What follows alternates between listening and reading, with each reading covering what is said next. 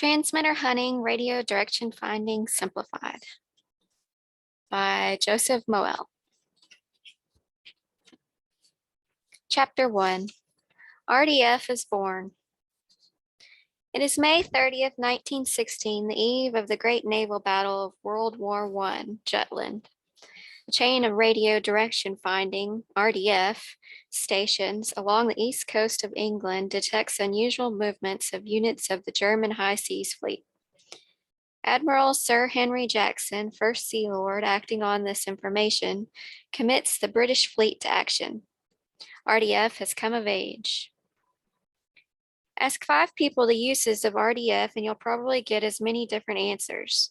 The average person most likely thinks about locating spies with clandestine transmitters.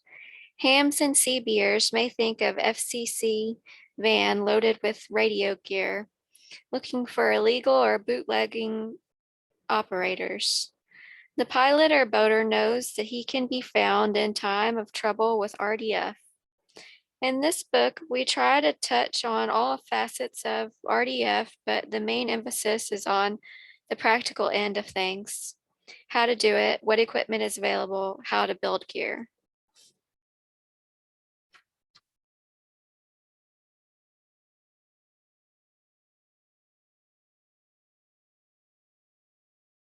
The thrust is on ham radio, RDF, commonly known as T-hunting, fox hunting, or bunny hunting, both for sport and serious use. The very beginning. Directional antennas date back to the earliest days of radio. Hertz and Marconi used them before 1900 to concentrate their transmitted energy at about 200 megahertz. Some of the earliest recorded work on the use of antennas for direction finding was done by J. Stone in 1904 and improved by Bellini and Tosi. The classic Bellini-Tosi direction finder shown in Figure 1.1 is the predecessor of the Adcock of today. Marconi acquired the patents in 1912 and began installing RDF equipment on commercial ships. These vessels could then take bearings on known shore-based wireless stations and plot their location. F. Hadcock patented his system in 1919. During World War I, the first detection finding loop was developed by Dr. F. A. Colster of the National Bureau of Standards.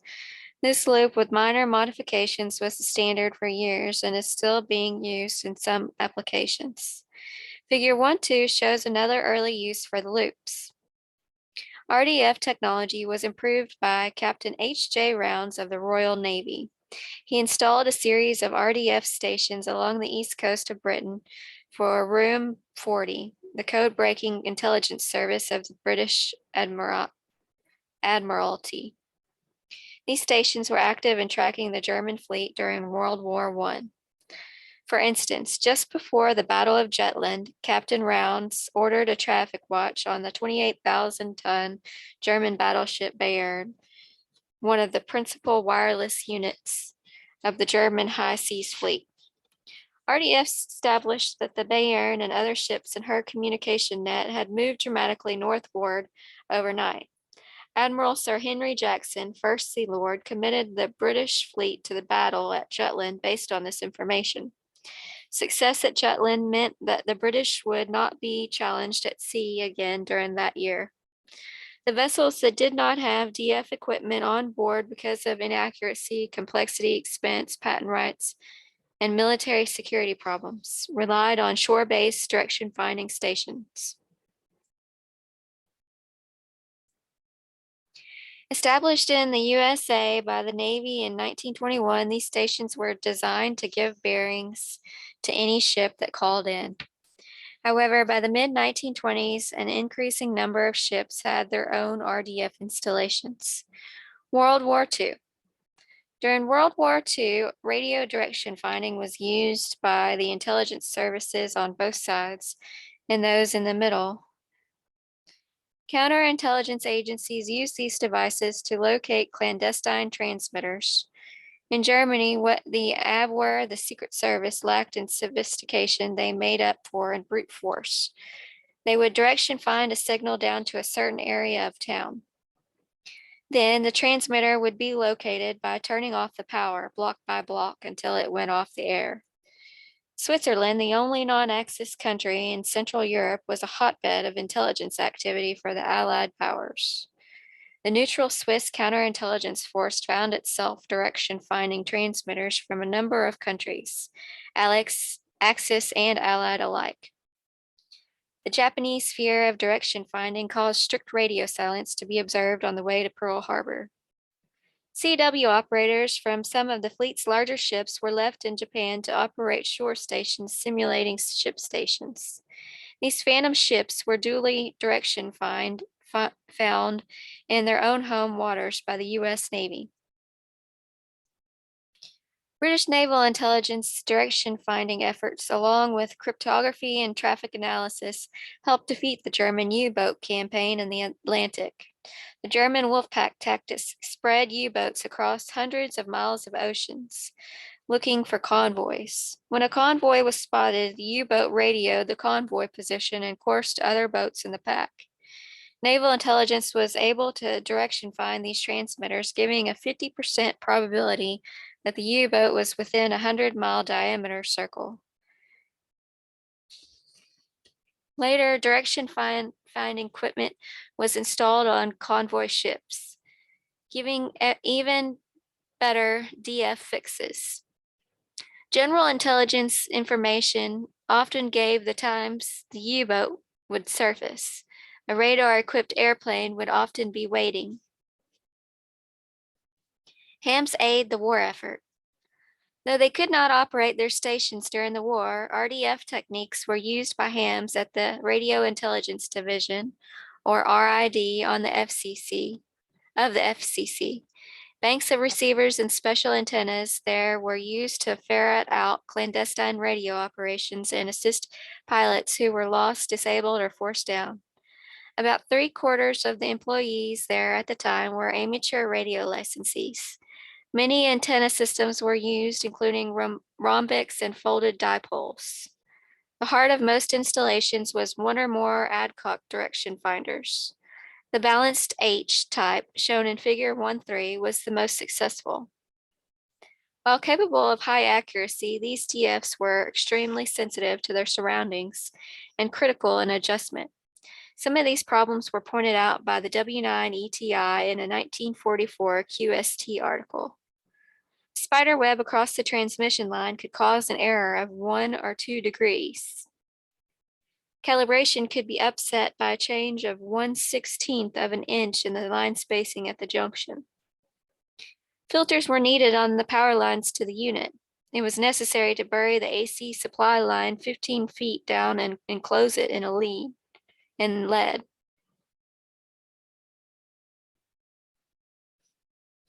To completely eliminate AC line effects, the engineers had to resort to battery operation, not an easy task in the days of tubes and dynamotors.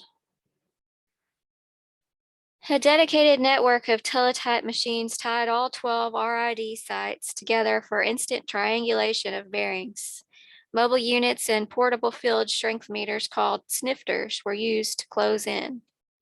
The system was very successful. It resulted in about 400 unlicensed stations being put off the air during the war, and quickly stopped all attempts at subversive radio activities within our borders.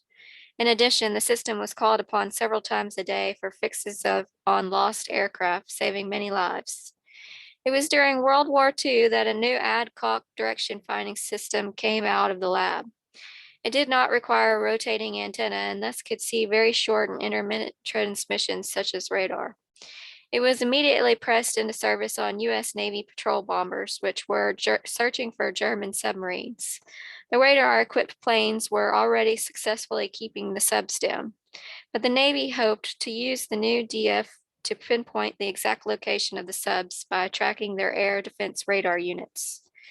Intelligence reports had indicated that the radar in the U-boats was capable of very high performance and was to be used to alert the subs of presence of the planes in sufficient time to allow the sub to submerge. But no signals from this new super radar were ever heard through the direction finding set was functioning perfectly. It was not until after the war that interrogations of the U-boat crews determined that the Germans were afraid to use their new super radar. They were aware of the potential for Allied countermeasures and chose not to risk detection by turning it on. RDF thus played a significant role in the Allied victory at sea. Military RDF today. In the decades since World War II, with the onset of the Cold War, intelligence services on both sides have installed large strategic direction finding systems. Some employ German technology, such as the Woolen-Weber system. A number are operated around the world by the National Security Agency.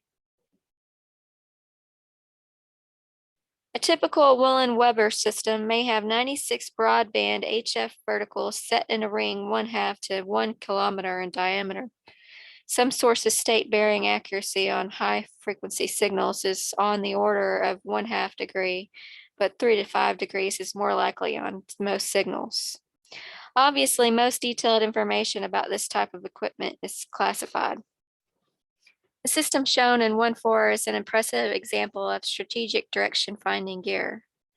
The ANFLR-9 countermeasures receiving system was built by Fischbach and Moore and installed in Southeast Asia in 1970, one of a number of such systems installed throughout the world since the early 1960s. It had coverage from 0.5 to 32 megahertz. There were 96 verticals in the outside ring, each in excess of 100 feet tall.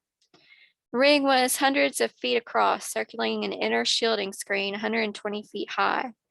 Those outside antennas were used for work up to 6 megahertz. There were 48 more verticals for 6 to 12 megahertz. For 12 to 32 megahertz, an X array was placed in the center of the ring shield. A grounding screen extended hundreds of feet out from the antennas in all directions. Antenna control was done by a pair of Lockheed Max 16-bit mini computers, allowing the system to be used by up to 800 operators simultaneously. Each operator had his command a highly directional receiving antenna system with direction finding capability. This particular installation was dismantled in the mid-1970s. Other state-of-the-art direction finding equipment uses various phase measurement, Doppler, and interferometric techniques. One interesting system uses the time difference of arrival, or TDOA, where the exact time of arrival of the signal is measured at 3 or more widely separated sites, and the location determined by computer processing. Modern tactical direction finding systems, short range, usually at VHF and UHF, often use Doppler or Adcock Watson-Watt techniques. Most of these systems are mounted in Jeeps, trucks, tracked vehicles, and aircraft, although some units can be carried and set up by personnel in the field. The common denominator of all these latest state-of-the-art communication intelligence, or COM INT equipment, is computer control. Many systems have digitally tuned receivers capable of scanning well over 500 channels per second. The number of channels is limited only by the computer software and the number of times per second each channel is to be scanned. These systems can be remotely operated with the digitized comment and data from widely located sites sent to a central processing location. The received data is processed in near real time and the location of the emitter determined. These systems can use computer graphics to display a map of the region of interest and pinpoint the transmitter or transmitters. Under ideal conditions, from DF systems can locate a transmitter within a square mile area from 25 miles away. Imagine what a chain of these units would do for our jamming problems. Sport hunting takes off. Direction finding as a sport began to gain popularity in the early 50s, as hams discovered the fun of having a ham station in the family car. Mobiling became a new aspect of the hobby, and magazine articles abound for small AM rigs for various bands. While a few adventurous hams tried 6 or 2 meters and others returned their car radios for 160 meters, the majority of the action was on 75 and 10. Rather than build an entire receiver, most mobileers built a simple converter to read the car radio. Those who wanted to hear CW or those newfangled single sideband signals added a beat frequency oscillator in the car radio IF stage. CQ's magazine, Mobile Corner, told of dynamotors, loading coils, rallies, and hamfests. It also told of the transmitter hunts, which were becoming popular in several urban areas. Most hunters used a loop of some sort, but many other ingenious devices were tried. Advanced hunters using RF amplifiers at the loop to overcome the low antenna sensitivity. Directional loops have broad peaks and sharp nulls. Hunters found that much more bearing accuracy was obtained by hunting with the null instead of the peak. As the hidden T was approached, however, the null became shallow due to the overloading. This was cleverly solved by adding a 200 ohm rheostat in series with the filament of the preamplifier tube as a sensitivity control. It not only cut the gain, but helped conserve the A battery. Hunters know they were within a half a mile or so of the bunny because they could turn off the filament entirely and continue to hunt. Because the loop is a bidirectional antenna, it has 180-degree ambiguity in both peaks and nulls. The resourceful hunters of the early 50s used their standard 8-foot mobile whips to decide which was the correct null.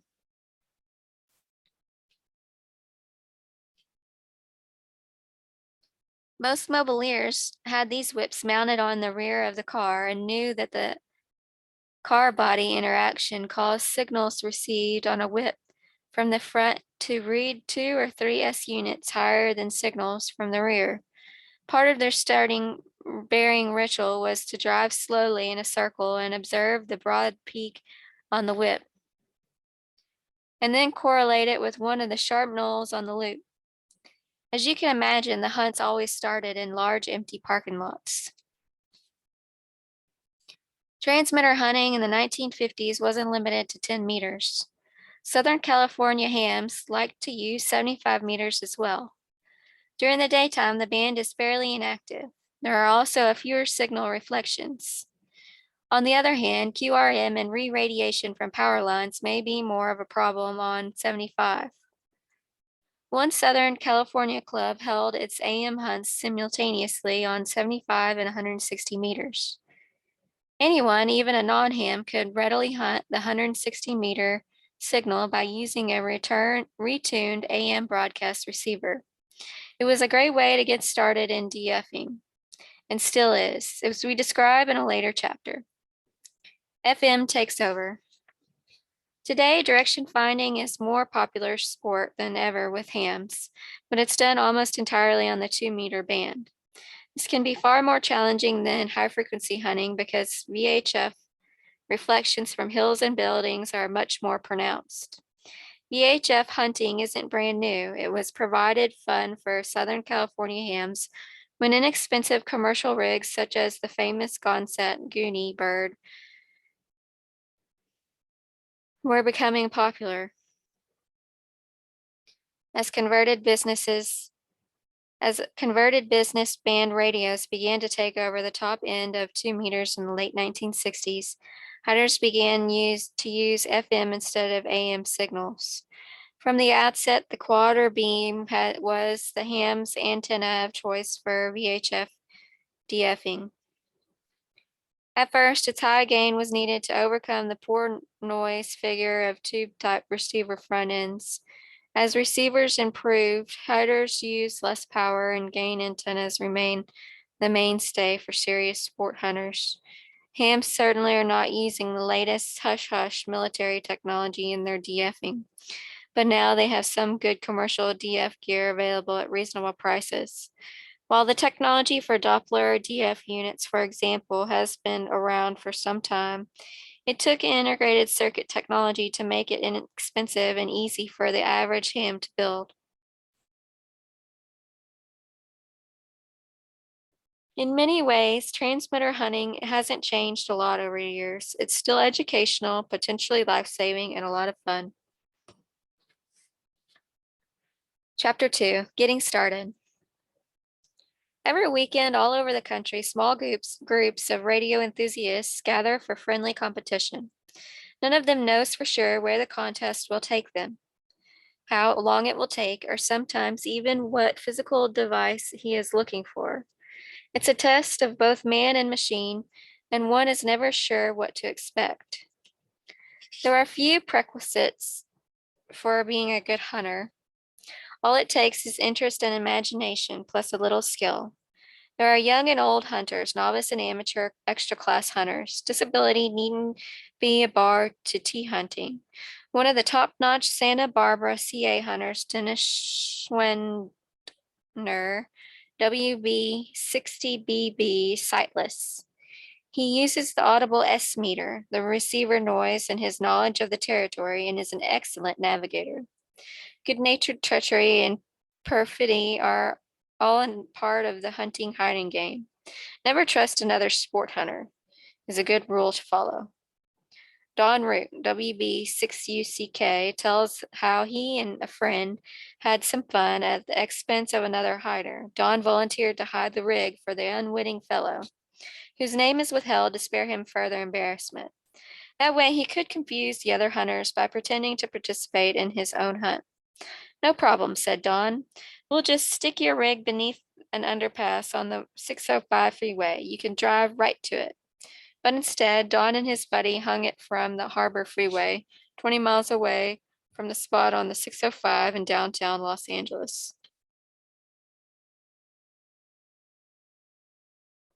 Imagine the fun they had watching from the top of a nearby parking garage as the hapless victim was forced to scour the country for his own transmitter. The uncertainty about the choice of gear can be the biggest stumbling block to a new hunter. In many areas, all hunters seem to use the same thing, but in others, there's a big variety. There's no perfect setup for everyone. This chapter describes some of the choices for the VHF bands to familiarize you with what's available. In later chapters, each type is covered in detail, along with equipment for the lower frequencies and for the other DF uses. Don't run out and buy the first commercial DF you see in a magazine ad. Study the various types and consider your particular needs before spending any money. Give serious thought to building some or all of your own gear. You're more likely to get just what you want. Building your own can be a lot of fun and a real source of pride. Talk to other direction finders to find out what works best for their needs and how they like or dislike the gear they use. See if you can ride along or help out on a hunt or two. But don't just go out and duplicate the local champion hunter's setup. His choice of gear may not be the best for you. Don't be surprised if you end up wanting an assortment of gear. It's not unusual for us to set out with a quad on the mast, a Doppler on the roof, and a switched antenna direction finding, and an amplitude sniffer in the trunk. In addition, we bring along numerous gadgets and secret weapons that are described later. Part of this is for research and comparison, but mostly it's just a matter of being prepared like a good scout. There is no single direction finding setup or method that's ideal for every hunt situation. Much of the remainder of this book is spent explaining the pros and cons of various equipment and techniques. An even greater percentage of your knowledge will be gained by trial and error. No, let's be positive and say trial and success. Directive gain antennas. A directional antenna favors signal from one and sometimes more directions over others. Quads and beams predominate.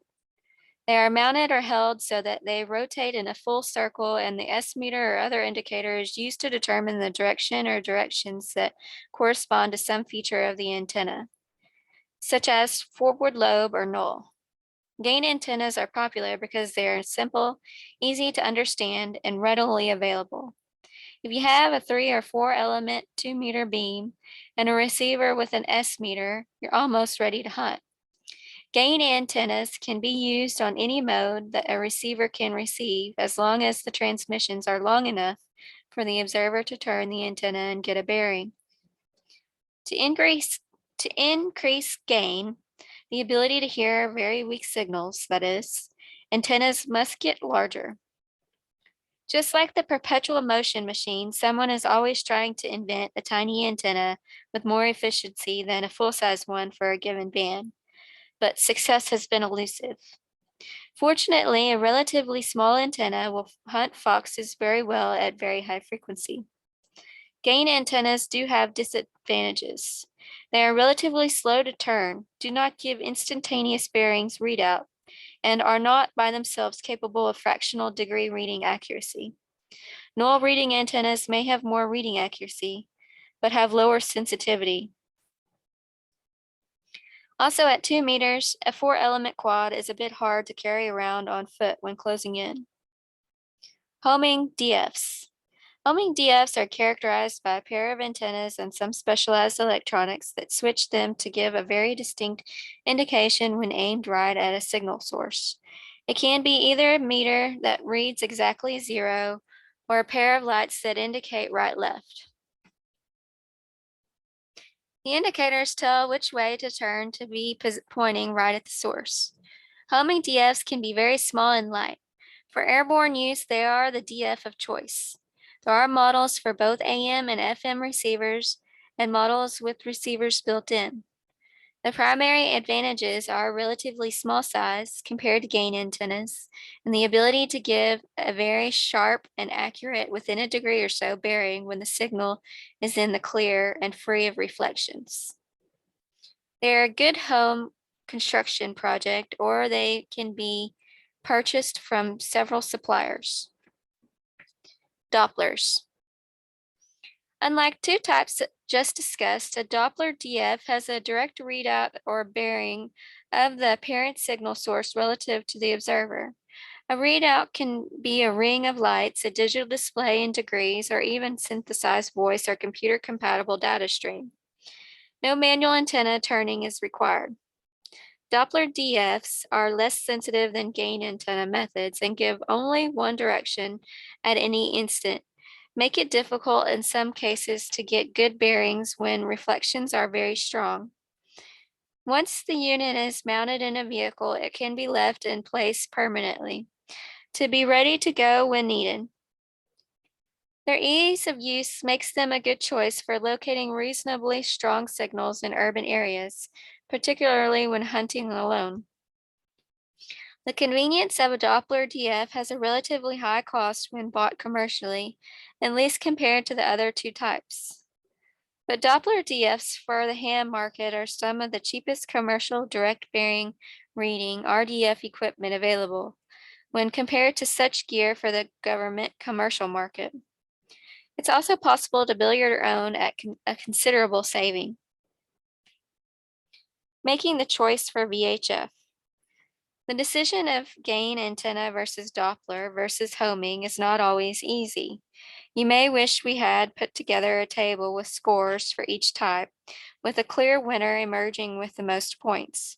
But that wouldn't take into account your particular circumstances, such as the type of terrain, what the competition is using, your vehicle type, and so forth.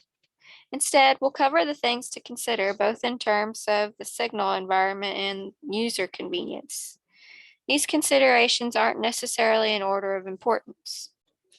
You can make up your own table. Assign point scores to each system for each of the following criteria based on your expected needs. A clear choice may then emerge. Performance and multipath. When reflections environment that can cause wrong bearings for a moment, consider the ability of direction finding to read out the nearest degree or so. This is most important for triangulation or very long distance work, but may be relatively unimportant if you're just following the signal in a car, boat, or airplane. A combination of high gain and readout accuracy is possible with gain antenna interferometer techniques. Performance and multipath. When reflections abound, a gain antenna is better at showing you each signal source, direct or reflected, and its relative intensity. All you have to do is figure out which is direct and which are reflected.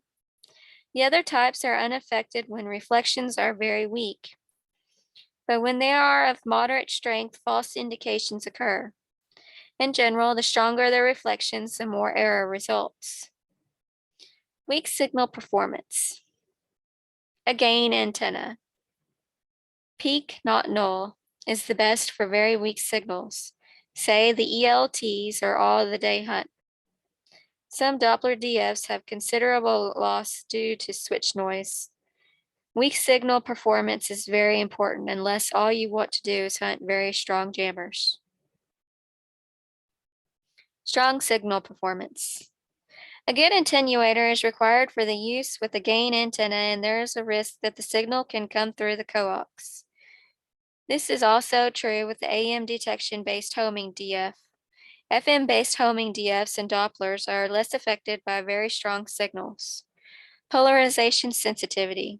Dopplers and most switched antenna units have real problems when the signal is predominantly horizontally polarized unless there are no reflections around.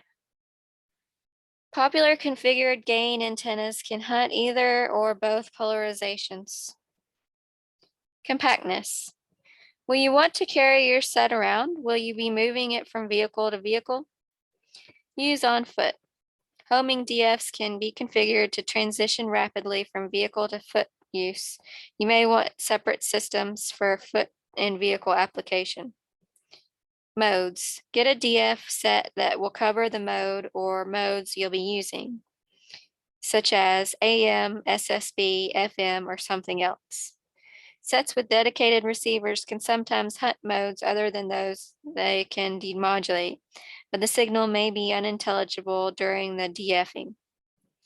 Use in motion. It's harder to take bearings on the fly with a gain antenna and S-meter due to fluctuations. Homing and Doppler DFs actually work best in motion. Use when stopped, see above.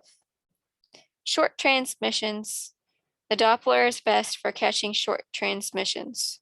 The switched pattern DF can zero in on a series of short transmissions faster than can a quad, which takes several seconds to get a good accurate fix. Changing amplitudes. If the hider is changing power rapidly, he can make it really tough for the quad beam hunters to get a good bearing using their S-meters. Null antennas far better, and homing and Doppler units are virtually unaffected, as long as they can detect the signal. Price and availability. The best high-tech DF is of no use if it is unavailable or too expensive. There are plenty of very inexpensive methods that will work very well. Of the units discussed in this chapter, the Doppler is usually by far the most expensive.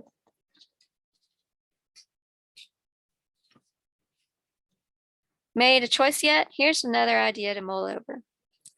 Marine DF units. A marine DF unit is a quick and potentially inexpensive way to get into RDF. Prices of these units when new are the same or higher than Doppler DF units for the amateur radio market. But you may find a used bargain if you nose around in an area where boaters abound. They are designed for rugged use, but are easy to hook up and may have some extra features not on ham units, such as bearing storage. Unless you want it for boating, look at a unit intended to be used with an external VHF FM radio. With appropriate plugs, it can be hooked up to a base, mobile, or even handheld 2-meter transceiver.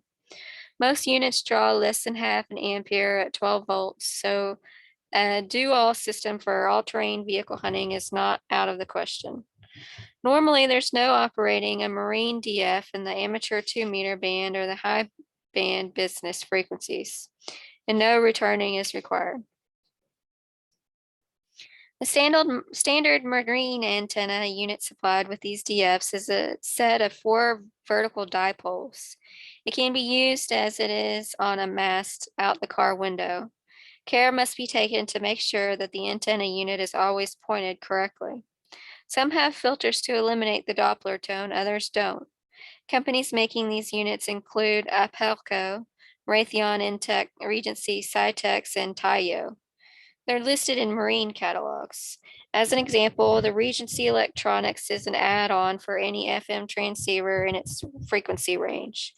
Only 2 connections are required to the to the receiver at the antenna and external speaker jacks. The unit contains automatic switching for a separate transmitting antenna. The separate antenna is also used for the better receiver performance when the DF unit is turned off.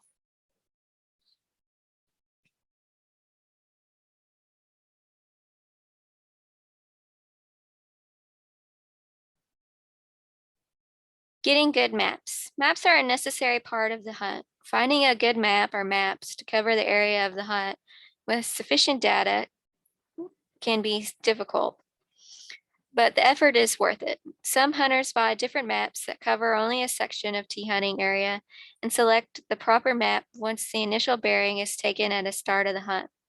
An example of this is shown in the chapter on computerized triangulation, where 4 maps cover an approximately square boundary area with a starting point and a corner of each. Other hunters use a general map covering the entire area for the initial bearing, and then switch to detailed maps as they close in on the transmitter. The maps you decide to use depend on the actual placement of the boundaries of your local hunt. For example, the area inside the bounds of one California hunt is mostly in Orange County, but the northern 20% or so is in Los Angeles County. The eastern boundary goes through Riverside and San Bernardino counties. A single detailed street map covering this entire area is impossible to find. By checking different sources, you may be able to find maps that cover a specific area better than others. You may find that the auto club maps are generally outstanding over most of the hunting area, but that one of the service station maps covers one segment with much more detail. Few things are more frustrating than closing in on the hidden T on a mileage hunt and discovering that the proper roads to it are just off the edge of your map. United States Geological Survey, USGS topographical topo maps are probably the most detailed that you can get. They show not only the roads, but everything else: buildings, lakes, streams, power lines, pipelines, towers, and on and on. They also have contour lines that allow you to visualize the actual terrain, complete with heights of hills, mountains, and valleys. These maps are great when trying to figure out how a signal is bouncing around or a knife edge refracting over a hill. They also cover all roads, everything from the smallest trails to freeways in exquisite detail. They're vital for ELT searching in the wilderness. As good as these maps are, they have 2 shortcomings. They're only updated every 10 years or so. This is not a problem if you're hunting out in the desert or a national forest, but can be disastrous in an urban area or suburban environment. Second, these maps are designed around a stringent grid system. Don't expect your town to be right in the center of the map. Chances are several maps will be needed. One map of the California coast has a thin sliver of the coastline in one corner, and the rest of the map is only blue ocean. Except in rural situations, the USGS map will in most cases be used to complement other maps. The local auto clubs affiliated with the American Automobile Association are excellent map sources. They generally have a broad selection and update the maps regularly, especially in areas with growth. They are local maps and maps of a county or portions of a county. There may be a local region map covering portions of more than one county. Unfortunately, different county maps usually have different scales, make it impossible to paste them together to cover unusual boundary areas. If you're just interested in your city limits, you may find detailed local maps available through your city or county engineering departments. In one municipal map that's 25 by 36 inches, big enough that the streets are about a 1/16 of an inch wide on it. With this kind of detail, you can pinpoint each house. The local chamber of commerce is another good source. These maps usually do not cover any rural areas around your town. Many areas of the country have independent map companies that publish local and regional maps. The accuracy of these maps can range from outstanding to poor. In California and a few other West Coast areas, Thomas Brothers maps are the standard for excellence in tea hunting. Their map books are issued in 10 by 8.5-inch spiral bindings and are updated yearly. They have up to 450 pages in combined county books, with each urban area page covering 15 square miles. These or similar maps may be available in your area. Be prepared to spend $10 to $20 or more depending on the area covered to get all the maps you need. As good as these premium maps are, they aren't perfect. Hikers are always searching for little parks, dirt roads, or new housing areas that aren't on them. On the other hand, these maps frequently show roads and new housing tracts that don't exist or aren't open yet. You may follow your expensive map only to find yourself facing a locked gate or dead end where the map says the road ought to be. So here's some more advice. Don't hesitate to mark up your maps. As you discover discrepancies between the maps and the actual terrain, either on a hunt or while in searching for a hiding spot, make the corrections right away. By doing so, you may save yourself some time or mileage later. For a first-class setup, mount your maps on corrugated cardboard or thin particle board and cover them with clear plastic. Large sheets with adhesive can be bought in stores selling artists and drafting supplies. Several finishes are available. Get one which allows ordinary felt tip pen ink to wash right off. Before putting the plastic on, draw the important lines that you use regularly, such as lines to reference repeaters. Mark the boundaries and the location of any important starting or bearing taking points so that they can be located rapidly. Large map boards can be unwielded in a small car. Larry Starkweather, WD6EJN, mounted his to the ceiling with plastic fasteners that allow it to be rapidly removed. By leaning back and looking up, both passenger and driver can read the map by unplot bearings. Don't try this if you have a weak neck muscle. Complete hunter. As in any other sport, proper equipment distinguishes the rookie from the veteran. Besides radio gear and maps, here's what the well-outfitted mobile hunter will want to have. A compass. Cheapy car compass will help, but will have an error due to the influence of the car body. That cannot be fully compensated for. Find a good hiker's compass and get out of the car to use it when bearing accuracy is important. How about a surplus aircraft gyro compass? Flashlight, an obvious requirement for night hunting. Also consider a high-intensity portable sun that plugs into the car's 12-volt system. Map lights. It's hard to drive at night with the dome light on. A small high-intensity lamp for just the maps and direction pointer will make it easier to see outside. Shoes. You may end up tramping through the brush or splashing through a creek. Don't wear your best wingtips, and don't forget to carry a jacket, sunscreen, and foul weather gear. Spare equipment. If your radio fails or an antenna gets smashed, are you out of the hunt? If you have a second hunting system, bring it. Don't forget your handy talkie. Snacks. On the lengthy hunt for a jammer or a bunny, you'll be in the car for a long time and perhaps over varied terrain. You may want to pack a lunch, a thermos, or an ice chest. Glove. Some antenna systems are a bit hard to turn and could cause sore muscles or even raise a blister during an all-day or all-night hunt. A garden or handball glove with a good gripping surface might be just what is needed to avoid T-hunt wrist syndrome. Vehicle. When shopping for the next family car, give a thought to its suitability for hunting. This may be the excuse to get that four-wheeled drive off-road buggy you've thought about. But there may be some disadvantages. Rick Cryer, N6MJ, loves to hunt in an open Jeep, but you won't see him at a restaurant afterwards because of the potential problem of theft of his gear. Chapter 3, VHF Mobile Hunting Techniques. Before you set out on your first hunt with all that shiny new gear, there's one principle you must understand thoroughly. Your DF does not tell you the direction of the transmitter. It doesn't know that direction. If it did, T-hunting would be a lead pipe cinch. No matter what kind of setup you have, all it can be expected to indicate is in azimuth is the direction, or directions from which it is sensing the signal. You can hope that the signal is arriving from the same direction as the direction to the T, but you can't count on it. Hunting with that in mind is what separates the art from the science of DFing. Technique is without question the most important component of successful DFing. A good hunter can DF with some degree of success with the poorest equipment.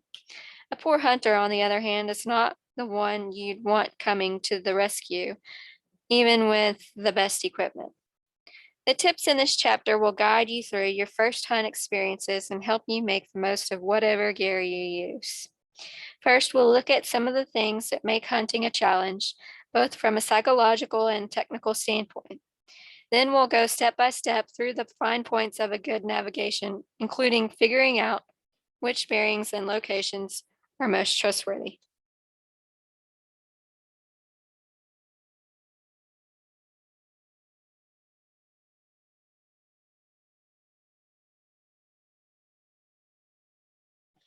Getting the best starting bearing, distance questing, and closing in on the fox. After that, there are tips on how to team up both within the car and with other teams when appropriate. The techniques in this chapter are geared primarily hunting VHF signals with gain antennas. Hunting techniques with other types of gear may be a bit different, but the same general concerns about bearing accuracy and multipath apply. There is more detail about the special techniques associated with switched antennas, Dopplers, interferometers, and the like in chapters to follow. But read this chapter first before jumping ahead. Some people are wanting what might be called seat of the pants hunters. Their tires screech as they roar off the hill after deciding only what the signal was sort of north, south, east, or west. They only follow the antenna, driving continuously in apparent direction of the transmitter until the road runs out. Others, usually the more successful hunters, take the time to plot the signals on a good map before starting and continue plotting regularly throughout the hunt, even on a timed hunt. In sport hunting, there is very little to take for granted. Hiders are treacherous. It's all part of the game. When you hide, you try to be just as sneaky, right? You'll hear it many times. Never trust anything the hiders say. Another safe assumption is to never trust anything another hunter says during a competitive hunt. Why should he help you? Put your trust only in your gear and your team members. Don't try to guess where the bunny is based on the type of spots where that hider has put it before. The odds are against you.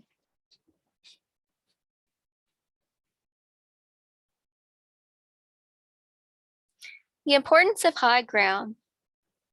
Anything that stands between you and the transmitter or is close enough to the signal path as to cause reflection or distortion can make the DF unit read a direction of signal that is not in the direction of the transmitter. Oftentimes, these terrain features are close to you and you can take them into account. For example, you're on a road right next to a high embankment or hill on your right. The signal can't come through the hill, so if the T is to your right, you will either lose the signal or it must come from another direction by reflection. You are on a road under long power lines or a high metal fence. The metal picks up and re-radiates the signal, and your DF indication continues to point to the lines. While this is most common on the high frequency bands, it can also occur close in on VHF, particularly with fences.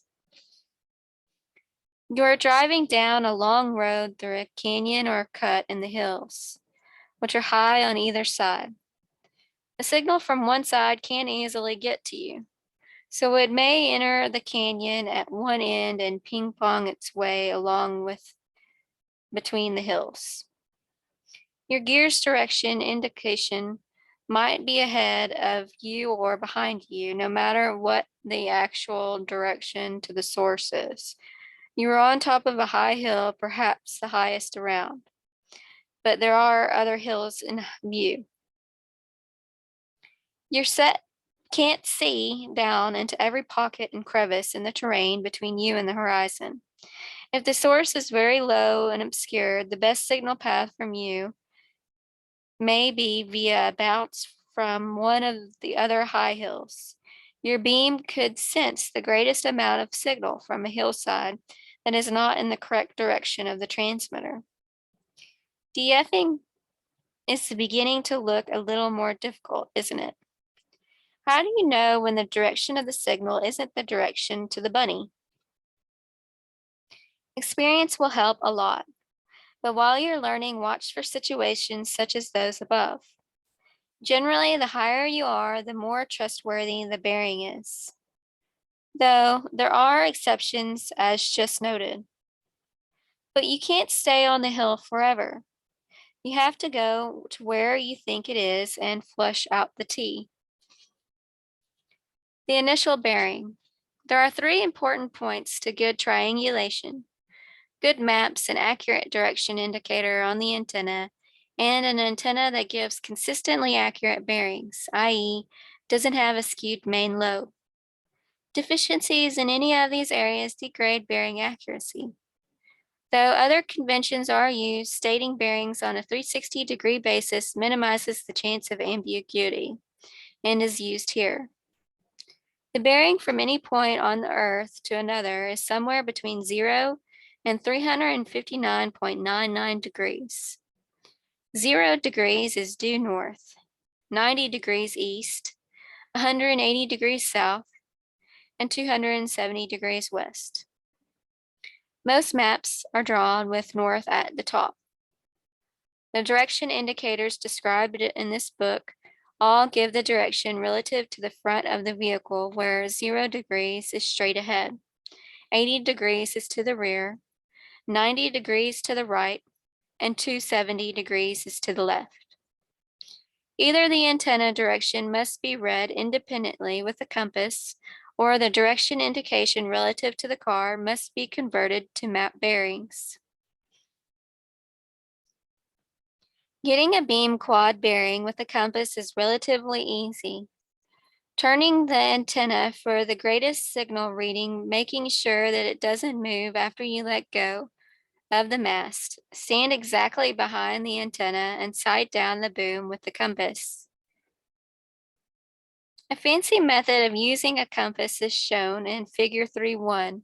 Note the bearings on a piece of paper.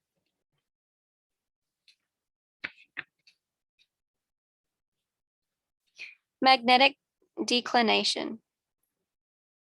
Before you can use this bearing, magnetic declination must be taken into account. True north from any point on the Earth can be thought of as a line drawn from that point to the North Pole. However, your compass points to North Magnetic Pole, which is located in the general area of Hudson Bay. Depending on where you are located, there may be a deviation between direction to the North Pole, true north, and the magnetic pole, magnetic north. This is known as declination or variation. Determine the declination in your local area. The map shown in 3.2 gives approximate declinations for the USA. More accurate declinations can be determined from the USGS topographical map, but trust only the current map. The declination changes slowly over the years, drifting about 1 degree every 6 years. Once you have the magnetic bearing and the declination for your area, the rest is easy. Suppose that your compass bearing is 127 degrees and your local declination is 15 degrees east. Add the 15 degrees declination to your compass bearing, getting 142 degrees true. If your local declination is 10 degrees west, then subtract the 10 degrees from your compass bearing, getting 117 degrees true. Just remember, add east declination and subtract west declination. If your magnetic bearing is near 360 degrees, say 355, then just carry over past 0 degrees by subtracting 360 from an answer over 360 and adding 360 degrees to an answer less than 0. With 15 degrees east declination to the true bearing would be 10 degrees. Once you have the true bearing, plot it on your map using a 360-degree protractor. Place the center of the protractor directly over your current location on the map. Rotate the protractor until 0 degrees is pointing to north on the map, usually toward the top.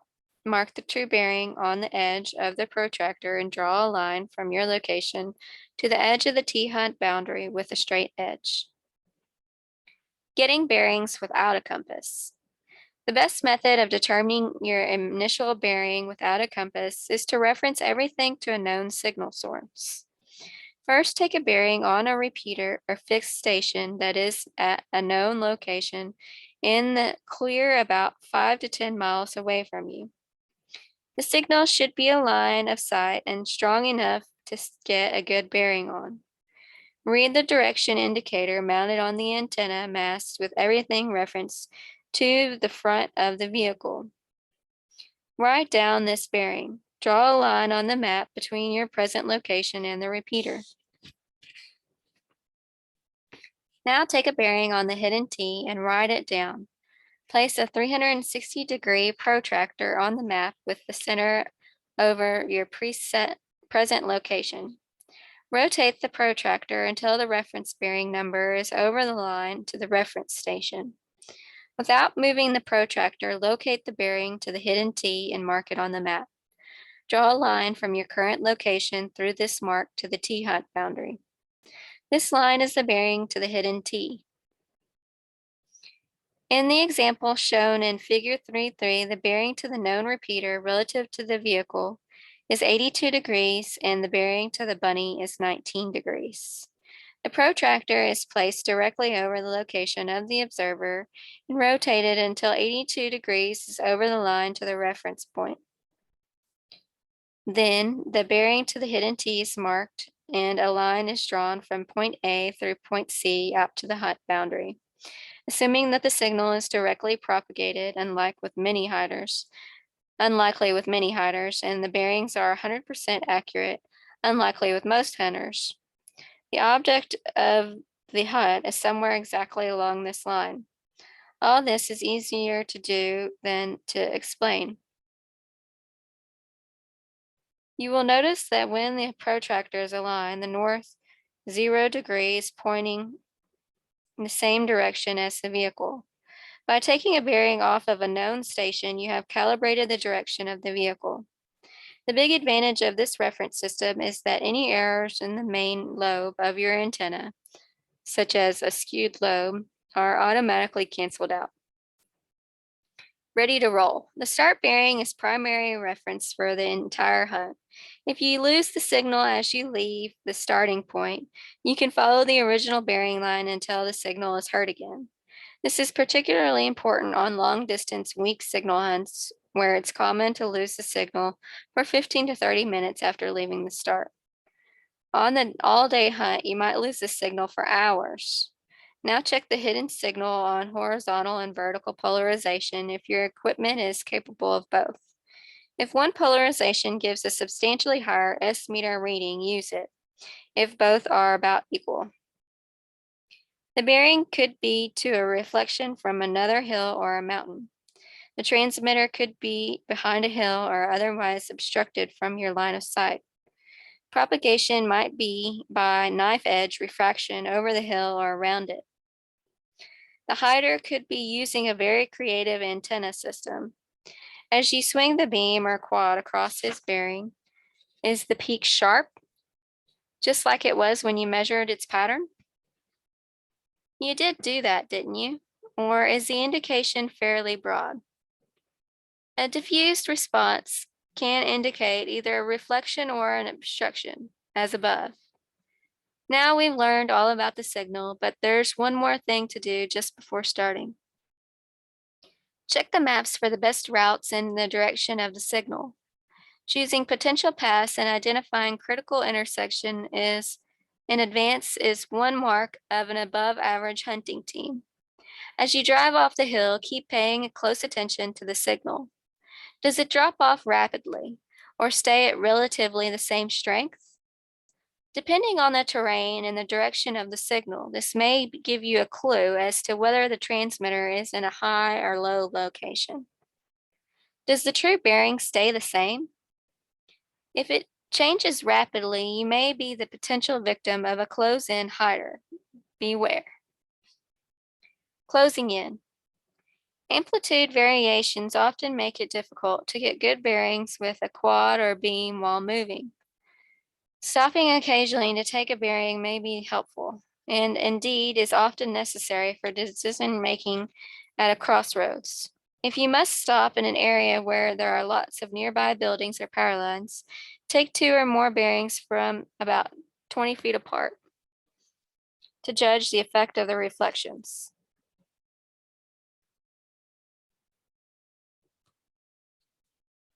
Conversely, units such as Dopplers, LPERs, and BMGs usually perform best if bearings are taken while moving. Motion tends to average out the nearby reflections and is easier to see the trends develop. With these, it may be best to always take bearings on the fly. Add attenuation to the system as necessary to keep the S meter in the mid-scale region. This is generally the most sensitive area of the S meter scale. Some meters are very nonlinear toward the full scale area, and a few never reach full scale no matter how much signal is present.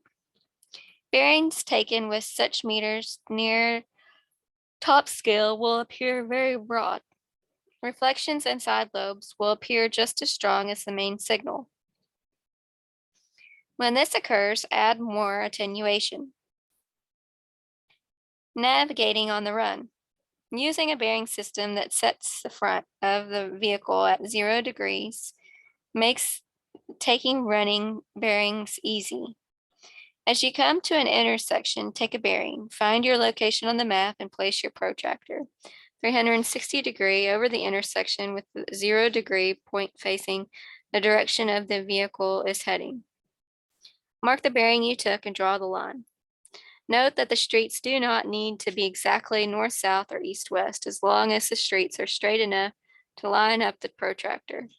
These bearings will be almost as accurate as those taken with a compass, but much easier and faster to do. Unless the hidden T is directly out one street or highway, a bad idea for the hider, the initial bearing on the map will cross most of the streets at an angle, forcing you to zigzag to the transmitter. It's a good idea to take new bearings as you cross the original bearing line. You may find that your first bearing was off for one reason or another. After plotting the bearings from a few points along the way, you may find that one of these new lines seems to be more accurate than the original. As an example, assume that the starting bearing was just a few degrees south of due west. Decide what is the most direct east-west road and start driving. The signal is mostly to the west, but a small amount south. As you drive along, notice the signal swing to the south. This starts gradually at first and increases as you come abreast of the signal. Try to look ahead and determine what streets you can turn south on before it is necessary. As the signal starts to swing, keep taking and plotting new bearings. In a perfect world, all these bearings would cross at exactly one point, the transmitter. That just won't happen, unfortunately. But as you take more and more bearings, most will start to cross in the same general area. The closer you get, the smaller the error circle the crossing points form, assuming there are no major local site errors. For example, at 25 miles, a 5-degree bearing error will cause the bearing line to miss the transmitter by 2.2 miles. At 1 mile, the 5-degree error will cause a miss by 462 feet. Guessing the distance. When the bunny is almost straight ahead and there's no cross bearing to help, how do you tell how far away he is? In a hilly area or open area of a tall building or other good reflectors, there's probably no telling. On the straightway or in a residential neighborhood, your S meter can be of some help if the signal is steady. The intensity of a wave in space at various points from the transmitter is predicted by the inverse square law. Simply put, every time the distance from the transmitter doubles, the signal power drops to 1/4, all other factors being equal. This makes the voltage at the receiver input terminals drop to 1/2.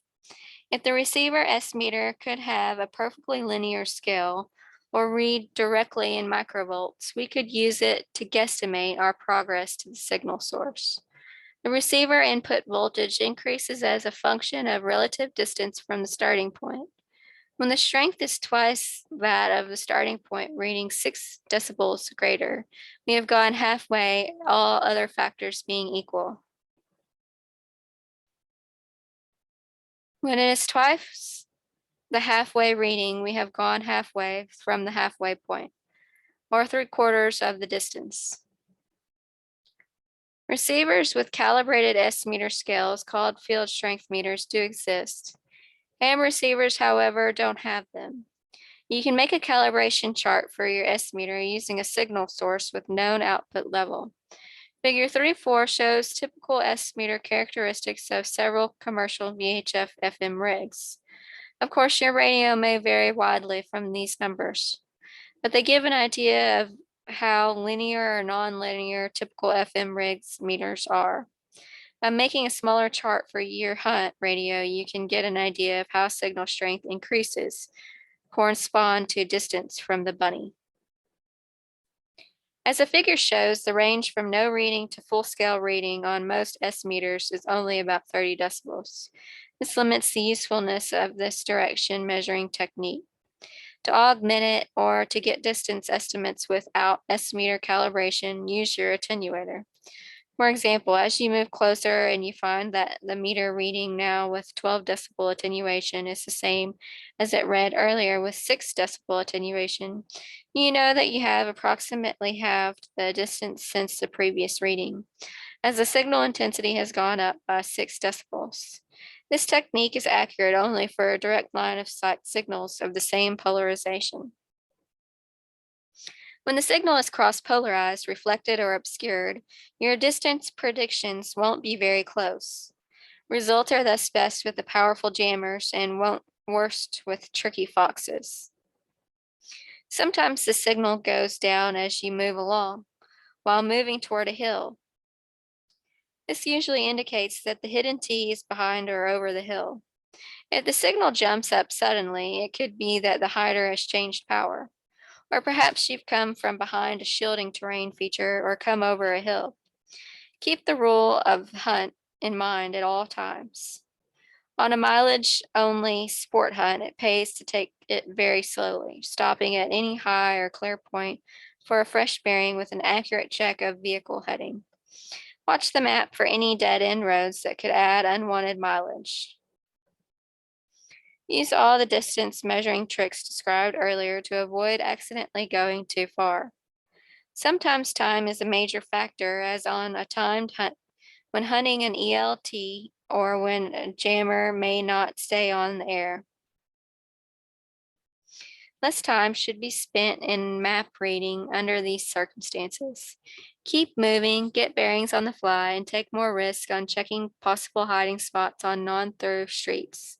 But try to remain as methodical as possible. Don't abandon the maps and triangulation and succumb to hunting only by instinct. On rectangular streets, when time is of essence, the stair-step method is a favorite of some hunters. Say that the bearing is 20 degrees relative to the vehicles as you're driving down the street. Continue forward until the bearing is exactly 90 degrees, then turn right. Continue until the bearing is either 90 degrees again or 270 degrees, and turn right or left as appropriate. Keep doing this and you'll be there only a few turns. Though this method may not result in minimum mileage, it is excellent for speed. The 45-90 technique is an extension of the stair-step method. It uses the geometric principles of right triangles to help hunters estimate how close they are getting to the hidden T. As we set out on our course shown in figure 3.5 at a point A, the bearing is nearly in front of us. The indicator shows 15 degrees to the right. We continue straight ahead, watching carefully for the point where the bearing is exactly 45 degrees right. When we reach that point, B, we note the odometer reading and continue without turning. As the bearing approaches 90 degrees right, we find an appropriate through street on which to turn right. If possible, we turn right and when the bearing is exactly 90 degrees and take on the odometer reading. We must overshoot the 90-degree crossing slightly to find an appropriate road. We note the odometer reading at the 90-degree bearing point. In the illustration, points B, C, and D form a right isosceles triangle since the CBD is 45 degrees and the BCD is 90 degrees. Therefore, side BC is equal in length to the CD. Since we measured the mileage from B to C, we can say that it is almost always the mileage from C to D, and that the hidden T must be very close to D. Sure enough, as we approach D, the signals get very loud and the bearing swings right. Once again, we note the 45-degree bearing point E and measure the mileage to the 90-degree point F. We proceed east an amount equal to EF, and there's the bunny. If you're familiar with seagoing navigation, you may have heard of the 45/90 method, being called the bow and beam bearing technique, which is a special case of the geometric solution called double the angle on the bow. It works for other angles besides 45/90, though these larger angles produce best accuracy. The general case is used when the roads aren't all at right angles or when there aren't a lot of cross streets. In figure 3.6, the bearing angle at point Y is twice the angle at point X, thus the distance XY equals YZ, and the airline distance from Y to the transmitter at Z equals the distance traveled from X to Y. Unless GMAS direction indicator has excellent accuracy, this generalized method is primarily for rough estimates as you travel along.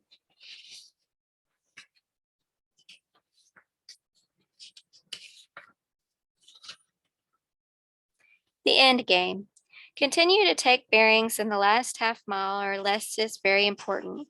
Human nature urges us to rush on and find the hidden transmitter, even if the HUD is mileage only. But take these last bearings carefully, plotting them on the map that has the most detail. Try to plot bearings from as many different locations as possible without time or mileage loss. When the bearing to the bunny is changing rapidly, it may be desirable to take a bearing as often as every 50 feet. Why this extra care? Without it, you may overshoot the right cross street, forcing the choice between extra blocks on the odometer, an illegal U-turn, tisk, or backing up while hoping no one's watching. Hypothetical example of figure 3.7 shows the importance of careful bearings in the end game.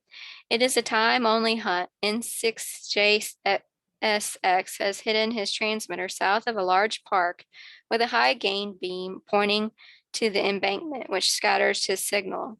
Following the initial bearing, you come north on 5th Street and swing on to State Street in the T intersection, noting that the signal source has suddenly swung from the northwest to the southwest as the direction signal becomes predominant over the embankment reflection. Stopping at the entrance to the large park, point F, you see that the bearing is exactly 90 degrees left, south. Aha, he's in the park. Grabbing the portable DF, you saunter into the park. After 10 minutes and a half a mile and walking around the lake, you find yourself at the 8-foot chain link razor wire fence on the other side of the park. But Kubi is outside the park and inaccessible. Sorry, but the rules say you must touch the transmitter for your time to count. Now you have to walk all the way back to the car and drive around to his hiding spot.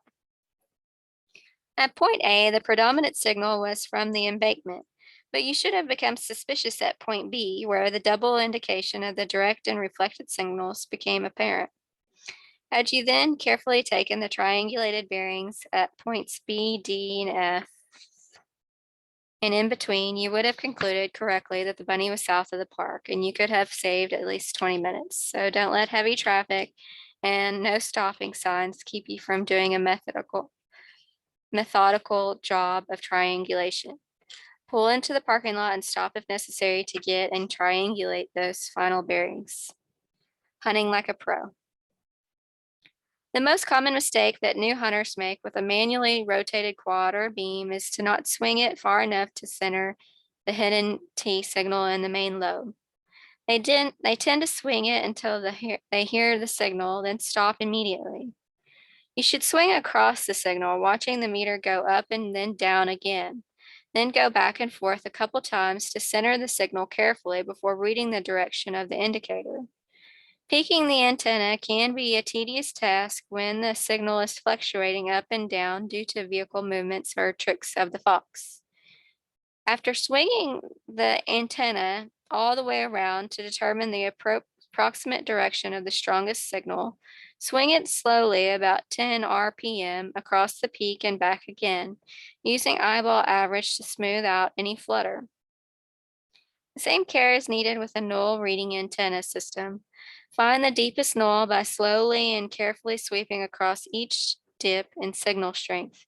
Roll the car 10 feet or so further, retake the bearing again, and compare. The second most common mistake of new DFers is not taking bearings continuously and not checking the full 360-degree range. Their tendency is to stop swinging the mast for a few blocks at a time, so long as the signal is hearable. Figure 3.8 illustrates how this can be disastrous. The readings at the start, point A, along the way at each of the mile road intersections, B, C, D, and E, show only a weak reflected signal straight ahead toward the big hill, because the direct signal is obscured by the little hill. If Mr. New Hunter isn't on the ball and continues to look for the signal only from the north at points G and beyond, who knows how much further out the way he'll direct the driver to go. When he finally thinks to check other directions besides generally northerly, he's in for a big surprise. The signal from the southwest is far stronger, so remember to check consistently in all directions from start to finish. Hunting as a team. While it's true that some of the best hunters prefer to work alone, it's hard to top the performance of a well-organized team, particularly on very long hunts. By properly dividing the task, you can shave off the minutes and miles from your score. Though usually not as efficient as a team of 3, two-person teams are most common. Map plotting is done by the antenna turner, and the driver assists in navigating. For hunters with manually rotated antennas, a 3-person team is optimum. Here are the duties of each. The DFer is responsible for knowing the bearing to the transmitter at every moment during the hunt. He gets the blisters and sore wrists from swinging the quad or beam around constantly, making sure that the starting bearing wasn't just a reflection, that the hider didn't put it close in, and so on. The DFer makes receiver adjustments as required and works with all the add-on meters and gimmicks. He operates the attenuator too. A good DFer continuously calls out readings relative to the vehicle, such as "it's dead ahead, keep going," or "it's 60 degrees left now and swinging fast." The DFer must also be alert to conditions which could cause false bearings, such as electrical noise or nearby embankment. He may also help identify roads for the navigator. The navigator should be seated where his large map and nighttime reading lights will not be a hindrance or hazard to the driver. His jobs are to know the location and heading of the vehicle at all times, to put vectors on the maps and corresponding to the bearings from the DFer, and to plot the minimum time and or mileage route to the bunny in accordance with the scoring rules of the hunt. The navigator is the one who gives instructions to the driver, such as "turn left at Maple Street or we'll be caught in the industrial complex, and stop at Elm Street in the right lane to see if we're bearing 90 degrees there." Navigator constantly checks the map for one-way streets, dead ends, and private roads. He is always planning ahead for the driver. The driver concerns himself only with carrying out the instructions of the navigator while watching traffic and moving ahead as rapidly as conditions allow. On time factor hunts, where possible, he should call out important cross streets as they are approached, as well as important terrain features. Overpass coming up. Shall we stop on top of for a bearing? The DF or position may be eliminated when the automatically rotated antenna system is used. The navigator watches the DF unit for trends and calls out for information to the driver. When time is not a factor, the driver can do it all, stopping frequently for critical bearings and for plotting. Coordinating a cooperative hunt. Most of the advice in this book so far has been aimed at making you or small teams successful competitors. In contrast, when hunting a jammer, a keyed up radio, or a station in distress, organization and cooperation between teams speed things along. You'll find that when time is short, a smooth running group effort is the fastest way to find a signal source. If rules permit it, vehicle teams can help each other by triangulating their bearings, exchanging road information, and telling each other where the transmitter isn't. All communications should be on a frequency other than that used by the target signal. This is particularly important in a jammer hunt for security reasons, but only on any hunt signals of reporting stations will interfere with the DFing if they're both on the same frequency. We recommend any communications among fixed stations which must be secured should be not be done on any ham band. Use the telephone. When cooperating mobiles are close to each other, they can use low power handhelds, but beware. Jammers have actually taped the conversations of hunters on their thought to be secured frequencies and played them back through the jamming transmitters. The more reporting stations, the better. It is important that they be widely dispersed, not all the same area. A concentrated group of DF sites will probably all provide the same bearings, not very useful for triangulation. If there's doubt about indicator accuracy, stations can give bearings relative to the repeater or another known fixed reference. Stations without means for getting bearings should be encouraged to report strength readings. It's very important to know where the target signal is very strong or not heard at all. Reports can be in the form of S-meter readings or about FM quieting. For full-scale signals, an attenuator can give further information on just how strong the signal is. Since each station is different in some way, there is no true standardization of strength indications, but the information can still be useful. In the case of continuous carrier on a repeater input, knowing which station can override the signal is also useful in determining the distance of transmitter from the machine.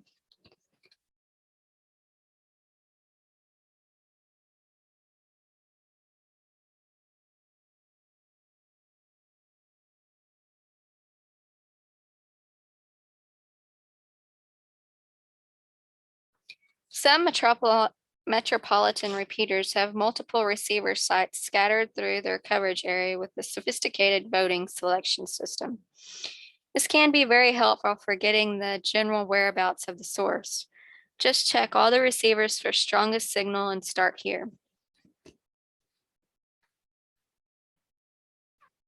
DFers must learn to give quick, precise indications of strength and azimuth to speed things up. They should also concisely pass along any other observations. Is there mobile flutter or any other distinguishing characteristic? The target's operation may change with time, so the times of dates of each observation should be recorded and considered. One group that has worked hard to develop a cooperative DFing capability is the North Shore Repeater Association of Salem, Massachusetts. Users of the K1 UGM repeater get training in how to report observations. Even non-licensed scanner listeners can telephone in reports. A monthly DF drill is held on the repeater output frequency. After the hidden T transmits, all stations are invited to check in and report. The data is correlated, the bearings are plotted, and the hunt coordinators determine the suspected locations or locations. The hidden operator then divulges his true position so each reporter can check his own indications. Occasionally, a full-scale cooperative practice hunt is done by NSRA. The Fox is a town or suburb in the repeater coverage area. Base stations collect and correlate data, then direct mobiles to the general area where they then compete to find them. Everyone benefits from these cooperative hunts and drills. The users learn how to take direction finding information and report it. The correlators learn who has the most accurate DFing and reporting capability and whose reports not to trust. The mobile hunters get assistance and encouragement. Best of all, the whole effort is a great deterrent to malicious QRM.